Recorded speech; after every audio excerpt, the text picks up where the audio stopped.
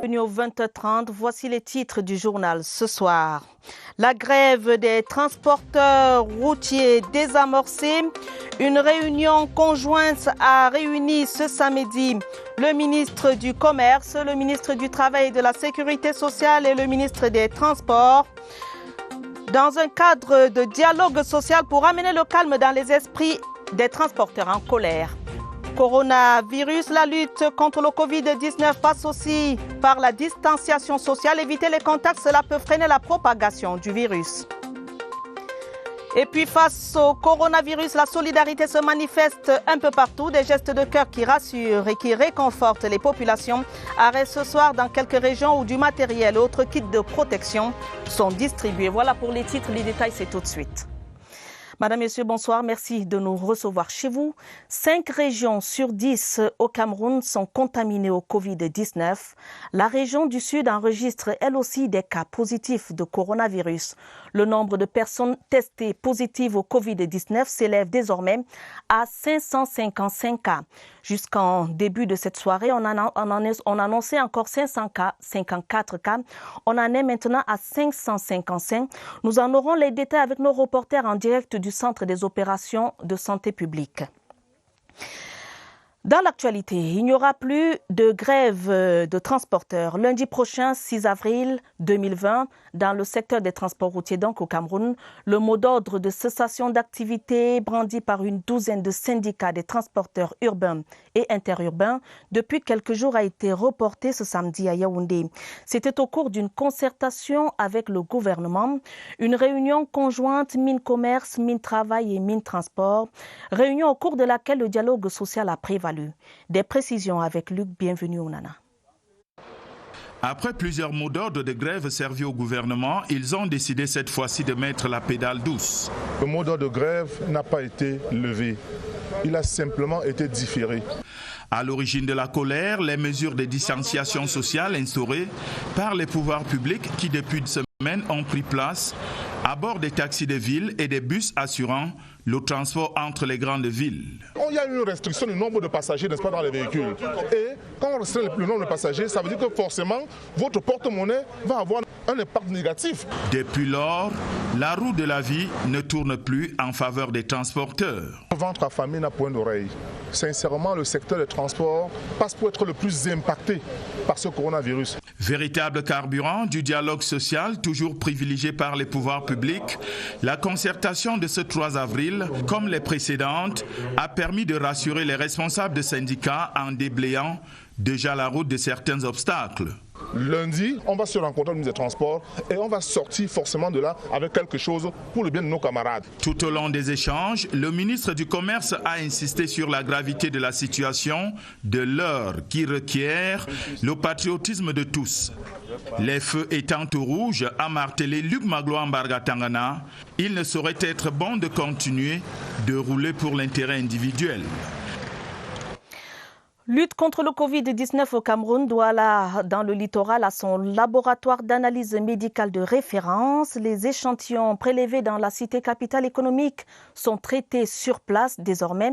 Plus besoin d'être acheminés au centre Pasteur de Yaoundé. La décentralisation de la riposte annoncée par le ministre de la Santé publique est en marche. Allons à la découverte du laboratoire d'analyse Covid-19 de l'hôpital La Quintini de Douala. C'est avec Alvin Baonganzier de CRTV Littoral. Le laboratoire de virologie dédié au test du Covid-19 fait partie des 5 que compte l'hôpital La Quintini de Douala.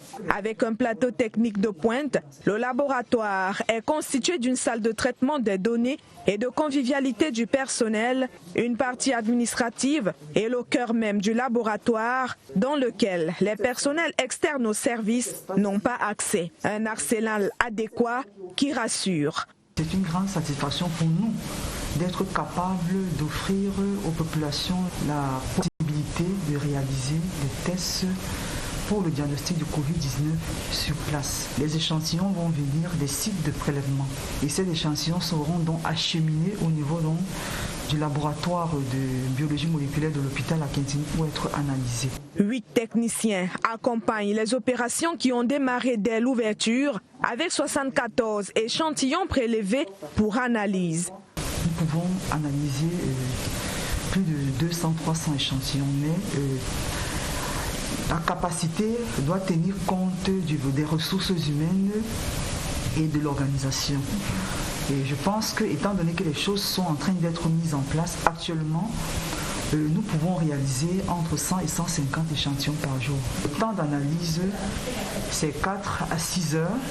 La mise en place de ce laboratoire d'analyse des tests du Covid-19 rime avec la prise en charge rapide des personnes testées positives.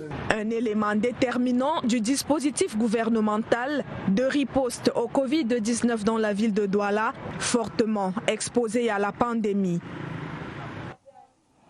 Et vivement que cela s'étende aux autres régions du Cameroun. Les médecins sont exposés à la menace du Covid-19. Ceux de la ville de Douala vont se prêter dès lundi prochain à des tests de dépistage. C'est l'essentiel à retenir de la réunion de coordination et d'évaluation de la stratégie de riposte après le décès d'un médecin dans la cité capitale économique des suites de Covid-19. On fait le point avec Léon Bertrand Tanefo en direct de Douala. Bonsoir Léon Bertrand. Bonsoir à Tabadine Ouma, merci de nous retrouver ici à Douala dans la salle polyvalente des services du gouverneur de la région du littoral où vient donc de s'achever cette réunion de coordination de riposte du Covid-19 ici dans la région. Il était question notamment dès le début de cette conférence de pouvoir redéfinir ou bien faire le point des recommandations de la dernière réunion, question de mieux coordonner les actions. Et sur ce point justement, il y a une bonne nouvelle dans la ville de Douala dispose désormais d'un laboratoire d'analyse. À ce sujet, justement, je propose d'écouter le professeur Louis-Richard Njok. Il est le directeur général de l'hôpital La Quintigny de Douala.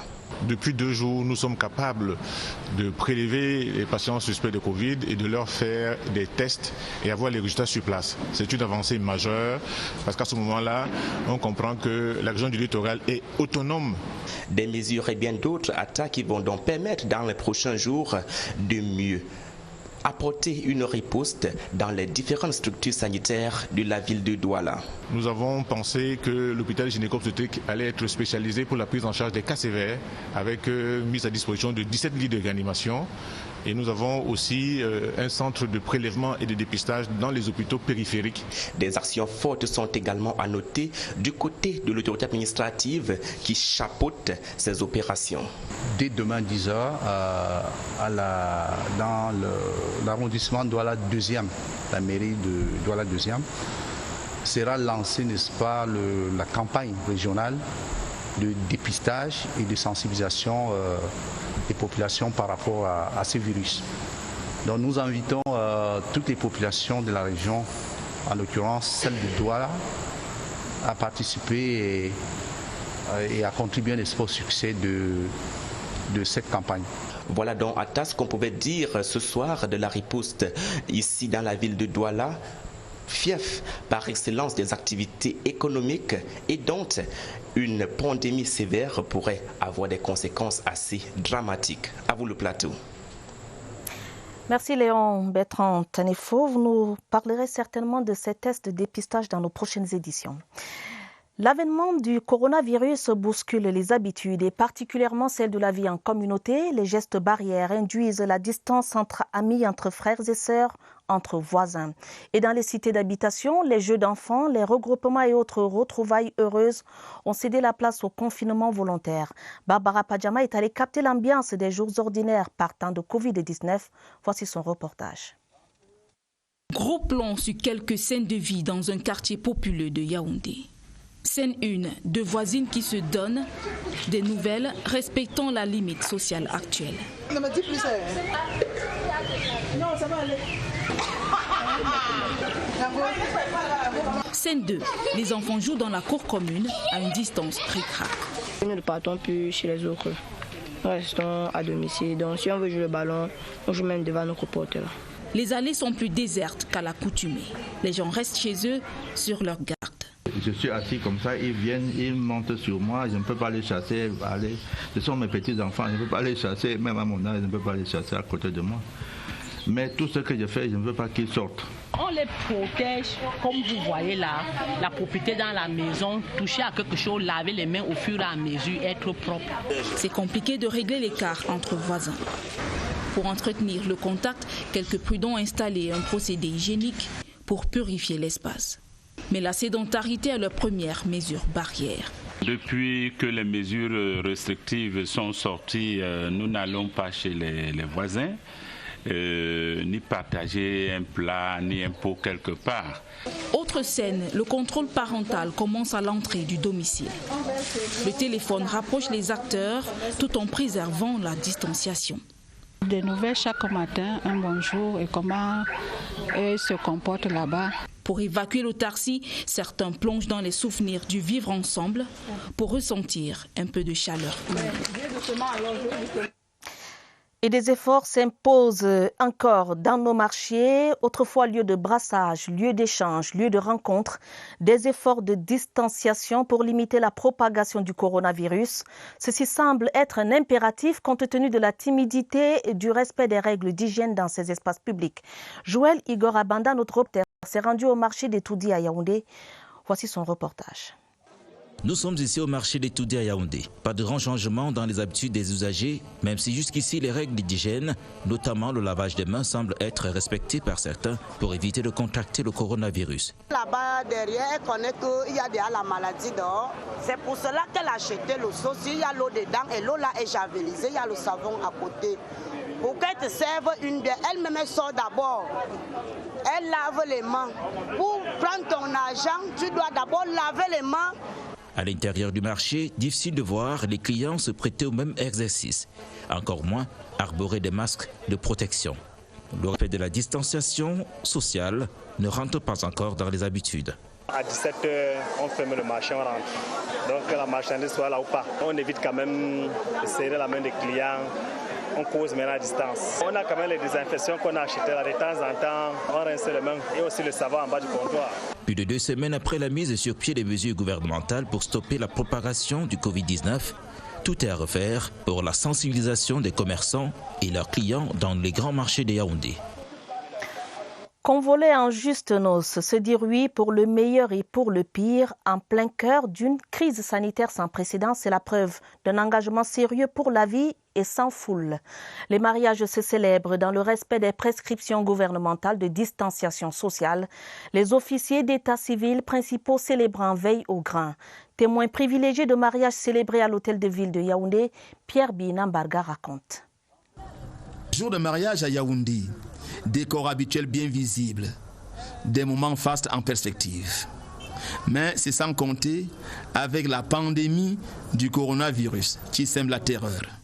Des moments effroyables. Et le maire peut engager la célébration, identification des témoins, celle des parents, lecture de la loi, des alliances enfilées.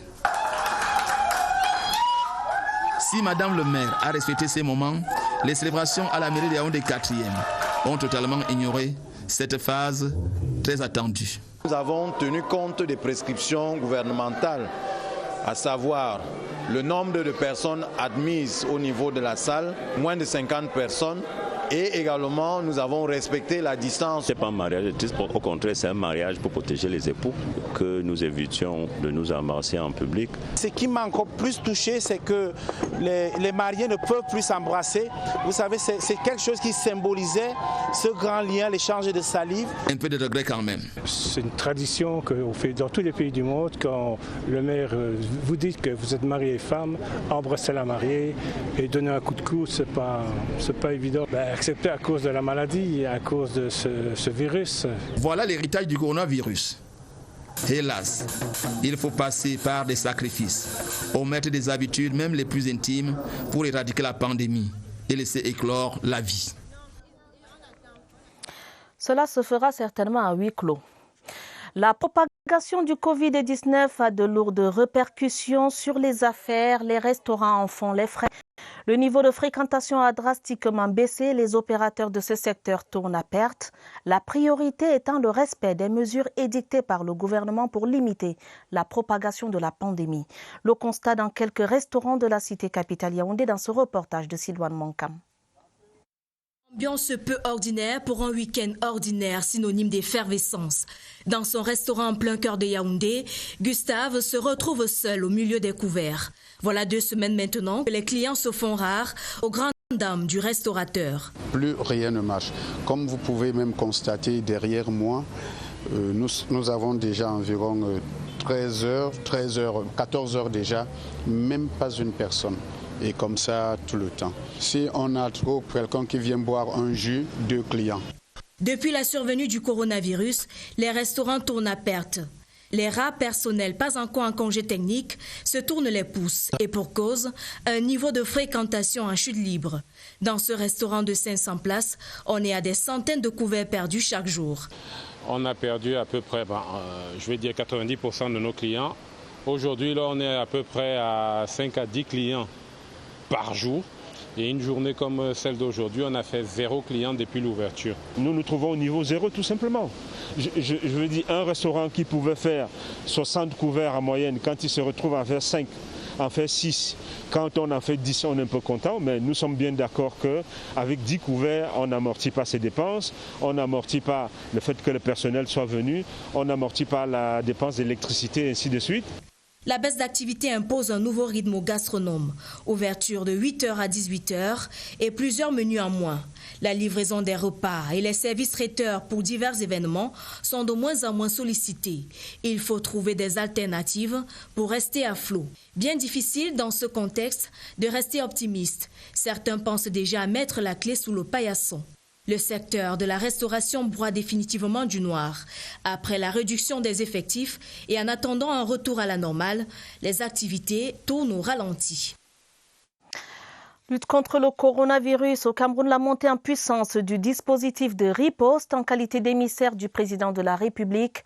Le ministre d'État, secrétaire général de la présidence de la République, Ferdinand Ngongo, s'est rendu ce samedi au stade militaire de Yaoundé qui devrait accueillir des nouveaux malades dans les prochains jours. Il s'est également rendu au Centre national des opérations d'urgence sanitaire afin d'encourager le personnel qui y travaille sans relâche. Voici le reportage de Yves-Marc Medjo. De la présidence de la République ce samedi 4 avril 2020 au Centre national des opérations des urgences sanitaires. Dépêché spécialement encelé par le président de la République Paul Biya, Ferdinand Ngongo vient féliciter le personnel qui travaille sur ce site qui fait office de quartier général du dispositif de lutte contre le Covid-19.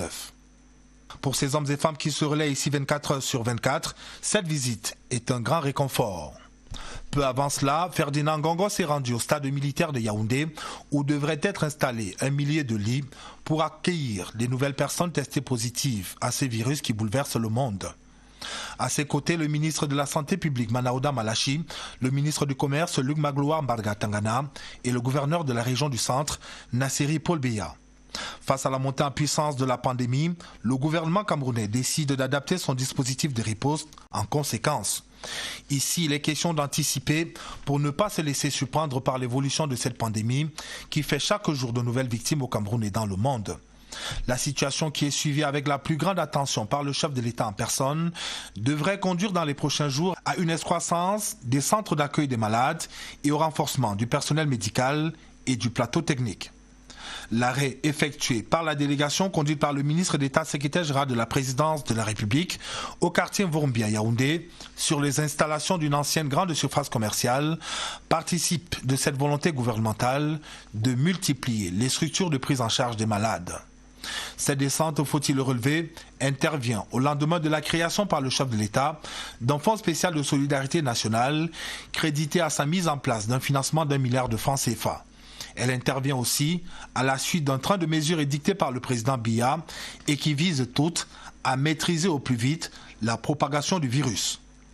Le président de la République le sait et le peuple camerounais dans son immense majorité l'a compris avec lui. Ce n'est pas avec les discours que le Cameroun viendra à bout de la pandémie du Covid-19, mais bien avec les actes et un suivi méthodique, loin de la politique spectacle qui semble être le credo de certains. Et le Cameroun qui a enregistré de nouveaux cas de Covid-19 aujourd'hui, on en est à 555 cas de coronavirus. De nouveaux cas de contamination ont donc été enregistrés ce samedi, 46 nouveaux cas. La région du Sud enregistre elle aussi des cas de coronavirus. On va retrouver notre reporter Alvin Giselzé en direct du Centre des opérations d'urgence de santé publique. Alvin Gisel, que doit-on retenir ce soir ?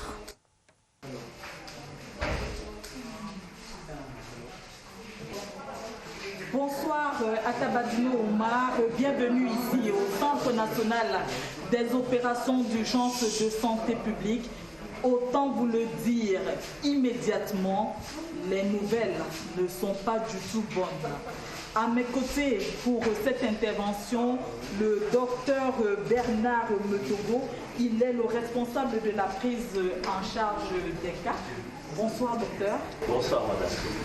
509 cas hier. Aujourd'hui, quelle est la situation? Actuellement, on a 555 cas. Encore une progression énorme. Ceci devrait encore, une fois de plus, attirer l'attention de tous. La pente est vraiment très raide. Si on continue ainsi, on va vraiment atteindre un nombre difficile à gérer pour notre système de santé. Autant le dire, la courbe semble ascendante. Oui, et les épidémiologistes sont bien placés et ils les expliquent que lorsque la courbe est aussi forte, le nombre de cas global va être très très fort, ce qui va mettre notre système de santé en difficulté parce que le nombre sera probablement difficile à gérer. Comment comprendre donc cette tendance à la hausse? Alors, il y a déjà le problème de sous-notification. Il faut savoir que si les patients ou les cas ne viennent pas pour se faire diagnostiquer, pour se faire investiguer et diagnostiquer, à un moment, on a l'impression qu'il n'y a pas de cas, et puis finalement, quand les gens commencent à se rendre compte de la situation et qui se présentent, on peut avoir vraiment des grands pics comme ça. Et on espère que les mesures importantes que le gouvernement met en place, notamment la distanciation, le lavage des mains et le port des masques, lorsqu'on est en communauté ou lorsqu'on est en société, on espère que ces mesures vont connaître une adhésion plus forte des populations. Parce qu'il faut le dire, on ne peut pas attendre que les cas arrivent pour être pris en charge. Au niveau de la prise en charge, nous, on a beaucoup de difficultés quand il y a trop de patients. Trop de personnel de santé seront sollicités. Probablement qu'on pourrait avoir même des contaminations de personnel de santé. Donc on veut absolument éviter ça. Les nouvelles ne sont pas, semble-t-il, bonnes du côté de la région du Sud également. Oui, effectivement, on a enregistré beaucoup de cas au niveau de la région du Sud. On espère que ce n'est pas une flambée encore qui démarre. On espère que les populations vont adhérer rapidement aux mesures et que la détection qui est mise en place va permettre rapidement de connaître le nombre de cas et de leur apporter l'assistance dont ils ont besoin. Et les cas de décès, on en a enregistré? Aujourd'hui, il n'a pas été signalé de nouveaux cas. Mais évidemment, on a beaucoup de patients qui sont dans les formations sanitaires et qui sont dans des situations difficiles. Nous espérons pouvoir nous en sortir, mais certains sont vraiment en difficulté. Docteur Bernard Metogo, merci. Merci, madame. Atabadine Omar, autant le dire, c'est un devoir citoyen. Il faut respecter les règles barrières arrêtées par le gouvernement. C'est à ce prix, et rien qu'à ce prix-là, que nous pouvons vaincre l'épidémie. Alvin Gisèle Zé, en direct du Centre national des opérations d'urgence de santé publique. Gisèle Zé, les maîtres mots restent dans le respect des mesures d'hygiène et le respect de la distanciation sociale. Les opérations d'esthétique se déroulent désormais dans des conditions de propreté optimale, désinfecter les surfaces, le matériel de travail, exiger le port du masque et insister de façon particulière sur le lavage des mains à l'eau et au savon. Toutes ces mesures sont de règle dans les instituts de beauté et autres salons de coiffure. Franck Evina, reportage. Pas de place pour le coronavirus dans l'univers des soins esthétiques. Très régulièrement, cette dame nettoie la surface de travail et les équipements de son institut avec un produit désinfectant. Et c'est là l'un des gestes barrières appliqués dans les établissements de beauté de Yaoundé. On ne va pas se mettre à toucher les gens comme ça sans prendre des mesures. Quand le client arrive, on commence par lui donner un gel désinfectant qui est là. Puis je désinfecte mes mains avant de toucher mon matériel avec lequel je vais le coiffer. Il faut se désinfecter parce qu'on ne peut pas faire une coiffure à une distance d'1 mètre. Il faut un contact presque direct. Dans cette activité où le contact humain est presque inévitable, le port du masque est devenu systématique. Coiffure, pédicure, manicure, quels que soient les soins administrés, la règle ici, c'est de ne jamais s'occuper d'un client sans se couvrir le nez et la bouche. Et le masque, c'est pour éviter, si jamais j'ai une petite discussion, une petite causerie avec mon client, il faut bien que je me couvre la bouche pour que, apparemment, ça se contamine par les crachats et tout ça. Et on ne sait jamais, on peut laisser tomber un crachat sans toutefois savoir. En outre, l'option des réservations est plus que jamais privilégiée. Nous prenons des réservations à la veille et quelques jours avant. Donc par jour, nous pouvons avoir 10 à 15 clients. On s'arrange à ce qu'il n'y ait pas autant de monde à l'intérieur. Des précautions pour continuer de se faire beau et belle, malgré la menace qui plane. La maladie prend de l'ampleur, normal que les portes des établissements restent fermées. Le gouvernement propose comme mesure le e-learning, l'apprentissage en continu à distance pour permettre aux jeunes de préparer la session des examens. Dans cette perspective, les développeurs de programmes sont à l'œuvre. Illustration ce soir, l'application ADI, soutien scolaire en ligne développée par un jeune étudiant. Faisons la découverte de cet outil avec Séverin Alegambeli. Bader n'a que 21 ans, étudiant en 3e année de médecine générale. À partir d'une formation en ligne, il est devenu entrepreneur social certifié. Son programme ADI Soutien scolaire en ligne fonctionne comme un réseau de connexion entre enseignants et élèves à travers les plateformes numériques usuelles. Il y a des numéros. Après avoir contacté les numéros, vous recevez un lien des plateformes Telegram ou WhatsApp. Il y a un autre lien pour s'enregistrer. Vous vous enregistrez en ligne via Google Drive et puis chaque soir vous attendez l'enseignant qui se présente sur la plateforme et vous posez vos problèmes. Le préalable à la mécanique prévue, la connexion Internet avec un bon débit. Le problème de connexion, nous essayons généralement de renvoyer la séance de travail en ligne. Parce que le problème de connexion ne vient généralement pas de nous et avec ce problème-là, tous les élèves ne peuvent pas bénéficier, ne peuvent pas poser des questions, ne peuvent pas communiquer efficacement avec les enseignants en ligne. Le programme ADI colle à la réalité de ce qui a été évoqué à la dernière réunion interministérielle, présidée sous la forme des visioconférences par le Premier ministre Joseph John Gouté. Comme Bader, d'autres développeurs de programmes se trouvent dans les laboratoires pour rendre effectif le e-learning, une adaptation qu'impose le Covid-19. Halte au Covid-19, les hôpitaux sont en alerte. À Maroua, dans la région de l'extrême nord, l'hôpital régional est sur le pied de guerre. L'institution a aménagé des espaces pour recevoir de potentiels cas. Lionel Mingué est à Maroua. À situation exceptionnelle, dispositif particulier. La règle est bien comprise à l'hôpital régional de Maroua, où le dispositif de riposte contre le Covid-19 est monté d'un cran. Les gens qui entrent dans l'hôpital passent à travers un filtre. Ceux qui ont des symptômes qui pourraient faire penser à la maladie. Après prélèvement, s'il y a des cas positifs, ils devront être mis dans notre centre d'épidémie et où nous avons un certain nombre de lits. Pour plus d'efficacité dans la détection des cas suspects de Covid-19, cette formation sanitaire a également recyclé son personnel et mis en place un espace d'isolement et de prise en charge des malades potentiels. Sur le plan de renforcement de capacité de personnel, nous avons eu à briefer pratiquement 120 personnes. Les travaux sont financés par le ministère de la Santé publique.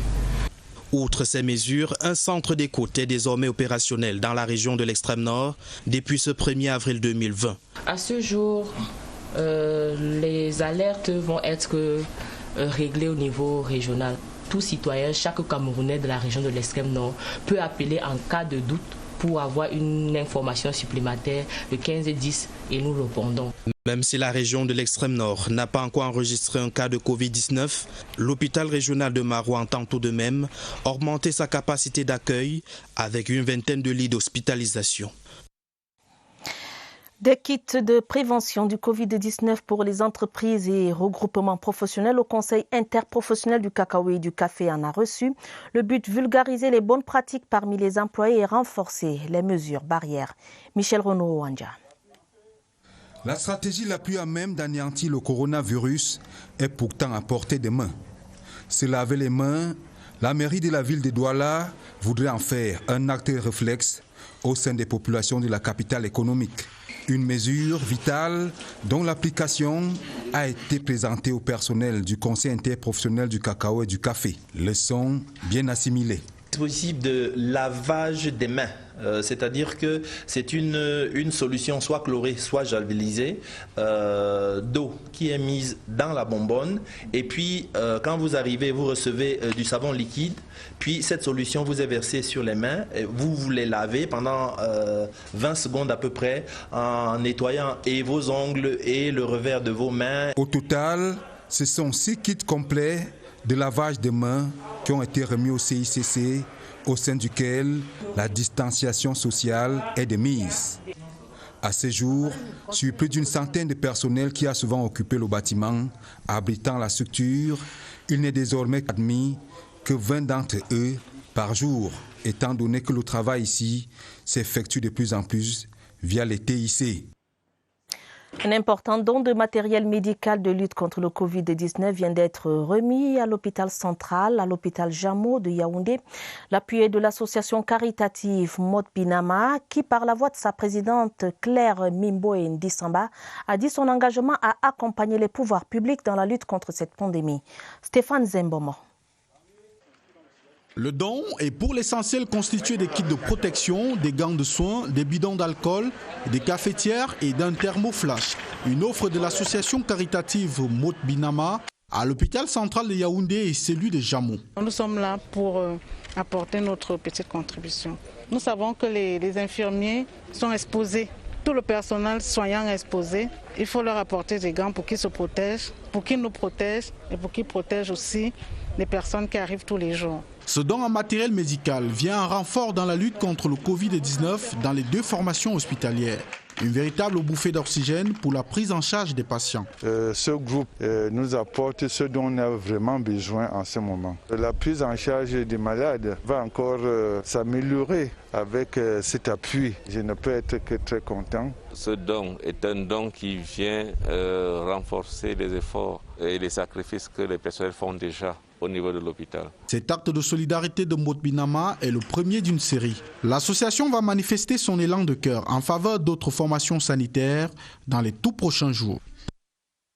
La mairie de Touba, dans la région du Nord-Ouest, va en guerre contre la menace du Covid-19. Le magistrat municipal Martin Tandjon vient de remettre aux populations des 7 villages qui constituent sa mairie des kits de lavage de mains et des désinfectants.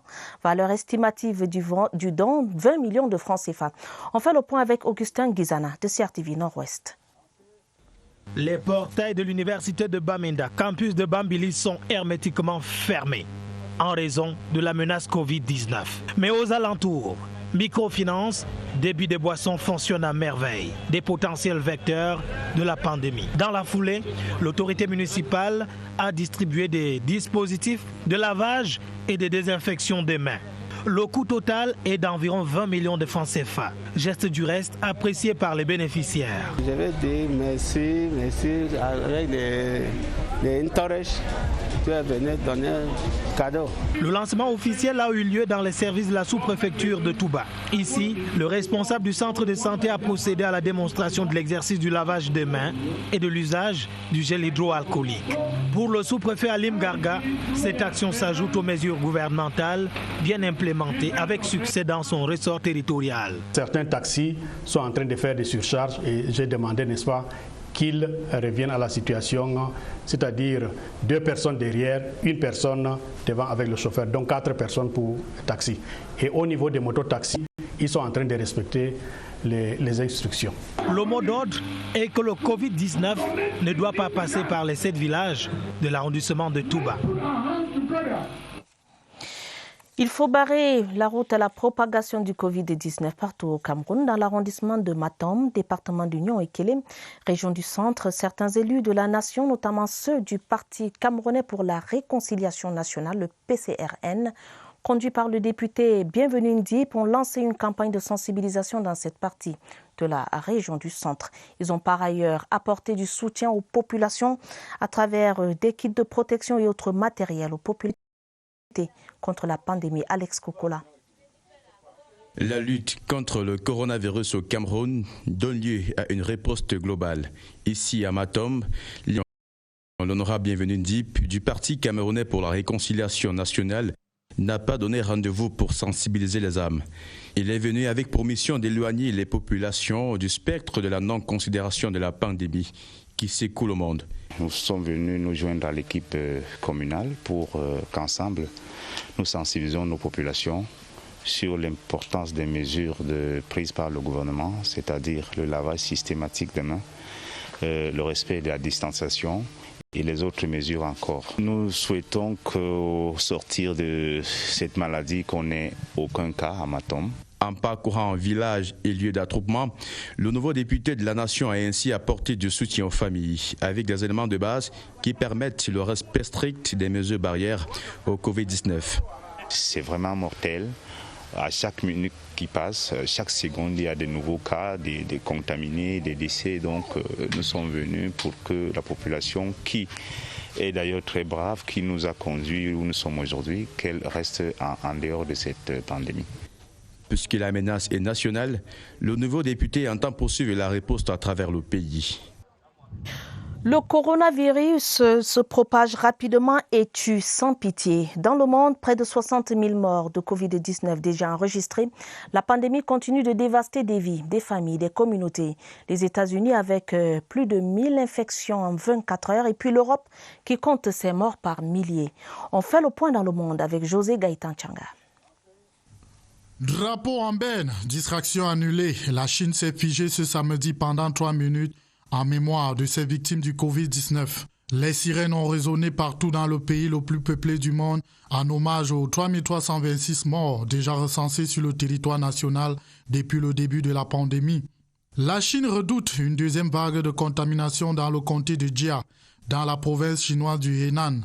La découverte de 3 cas asymptomatiques est susceptible de relancer des foyers d'infection. Aux États-Unis d'Amérique, le président Donald Trump recommande aux populations de se couvrir le visage hors de chez eux, car le coronavirus se transmet par voie respiratoire. La maladie y a déjà causé plus de 6507 morts. En Italie, le nombre de décès reste élevé, 14 700 morts, mais on note un ralentissement de nouveaux cas. En France, pas question d'aller en congé, il faut rester confiné. 160 000 policiers et gendarmes sont mobilisés. Le pays compte 6 507 morts. Côté Royaume-Uni, on recense 684 décès en 24 heures, soit 3 605 morts au total. Un nouveau record pour le pays. En Afrique, le Sénégal, qui enregistre déjà plus de 123 cas et 2 morts, a célébré ses 60 ans d'indépendance en toute discrétion. Seule une cérémonie de prise d'armes a été organisée. Au Gabon, Libreville se prépare à un confinement total. Le président Ali Bongo a prévu un plan d'aide de 250 milliards de francs CFA. Le programme alimentaire mondial lance un appel à la communauté internationale. La propagation du coronavirus pourrait être à l'origine de graves pénuries alimentaires en Afrique. Parlons maintenant d'agriculture. La production agricole camerounaise semble satisfaisante. C'est ce qui ressort de la réunion de coordination présidée par le ministre de l'Agriculture et du Développement rural, Gabriel Mbaye-Robé. Selon l'analyse du Programme national de veille et de renforcement de la sécurité alimentaire, les stocks des ménages pourraient s'épuiser pourtant dans les prochains jours. Joël Igor Abanda, reportage. C'est dans le strict respect des mesures gouvernementales pour barrer la voie à la pandémie du Covid-19 que s'est tenue la téléconférence du MINADER en présence de ses partenaires. Il ressort de l'analyse faite par le Programme national de veille et renforcement de la sécurité alimentaire que les bilans de production agricole courant mars sont satisfaisants. Cette situation est acceptable parce que nous avons eu Boko Haram qui a reculé. Nous avons analysé toute l'étendue du territoire. La deuxième campagne agricole a été bonne et donc nous avons eu suffisamment de nourriture.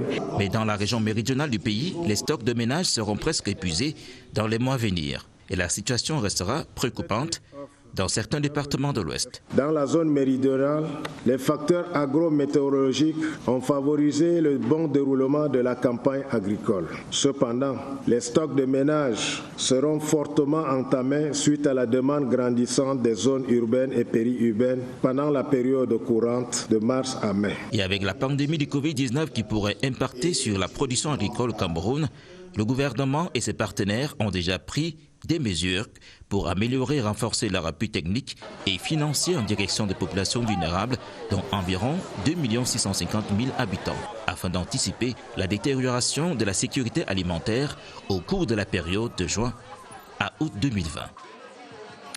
En religion, demain est dimanche des Rameaux. La prévention du Covid-19 s'invite dans les préparatifs de cette célébration chrétienne.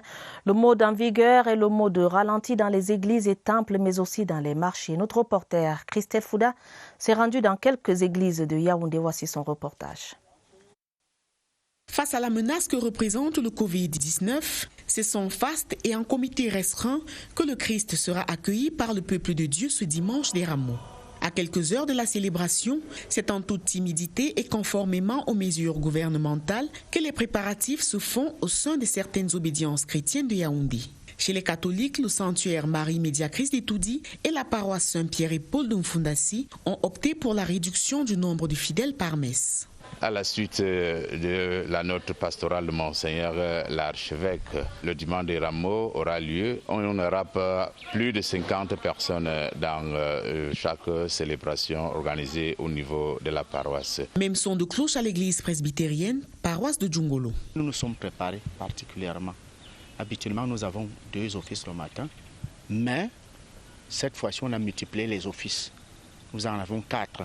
Ce sera moins de 50 personnes.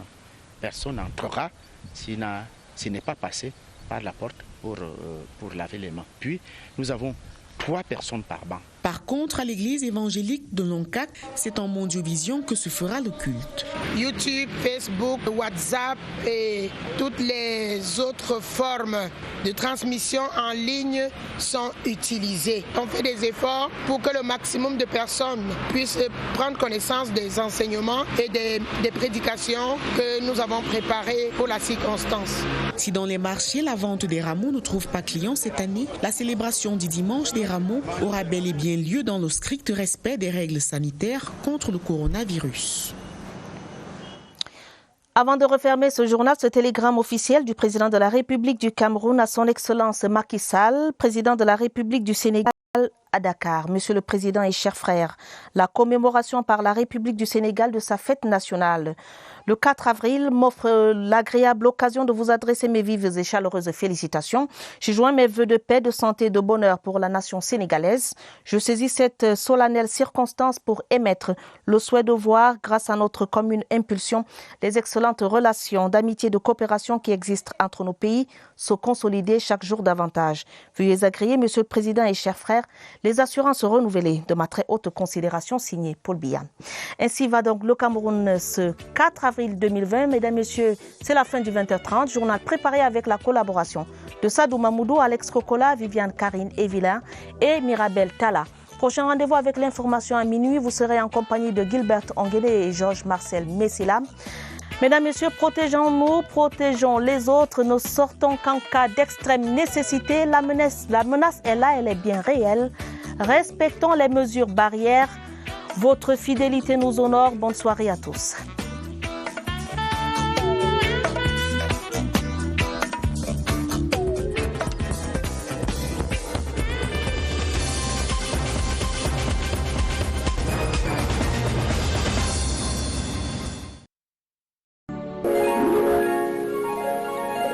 CRTV News, ici, toute l'info.